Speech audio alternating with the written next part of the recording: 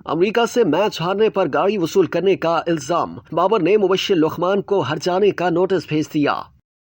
Pakistan cricket team के कप्तान बाबर आजम ने संगीन इल्जाम आयद करने पर एंकर और यूट्यूबर मुबश्शिर लुकमान के खिलाफ हतक इज्जत का दावा दायर कर दिया। मीडिया रिपोर्ट्स में जराये के हवाले से खबर सामने आई है कि बाबर आजम ने मुबश्शिर लुकमान को 1 अरब रुपए हर्जाने का नोटिस भेज दिया है। कौमी टीम के कप्तान बाबर ने अपने वकील के साथ मशवरे के बाद मुबश्शिर लुकमान को लीगल नोटिस भेजा है, जिसमें मुतालबा किया गया कि मुबश्शिर लुकमान उन पर लगाए गए झूठे इल्जाम पर 14 रोज के अंदर माफी मांगे। साथ ही मुबश्शिर लुकमान को खबरदार किया गया कि माफी मांगने में नाकामी की सूरत में क्रिकेटर पर लगाए गए बेबुनियाद इल्जामात पर 1 अरब रुपए हर्जाना अदा किया जाए। ख्याल है कि इससे कबल कौमी क्रिकेट टीम के असिस्टेंट कोच अजहर महमूद भी अपने खिलाफ झूठे और लुग़्व इल्जामात लगाने वालों के खिलाफ कानूनी कार्रवाई करने का ऐलान कर चुके हैं। याद रहे कि साबिक टीवी एंकर मुबश्शिर लुकमान ने पाकिस्तान क्रिकेट टीम के कप्तान बाबर आजम पर इल्जाम आयद किया था कि उन्होंने अमेरिका के खिलाफ मैच हारने के लिए बेशकीमत ऑडी गाड़ी वसूल की। एंकर के मुताबिक उन्होंने अपने जराये से पूछा कि गाड़ी कहां से आ गई, जिस पर उसने जवाब दिया कि आप अमेरिका से मैच हारेंगे तो गाड़ी नहीं आएगी, आप अफगानिस्तान, आयरलैंड, नीदरलैंड से मैच हारेंगे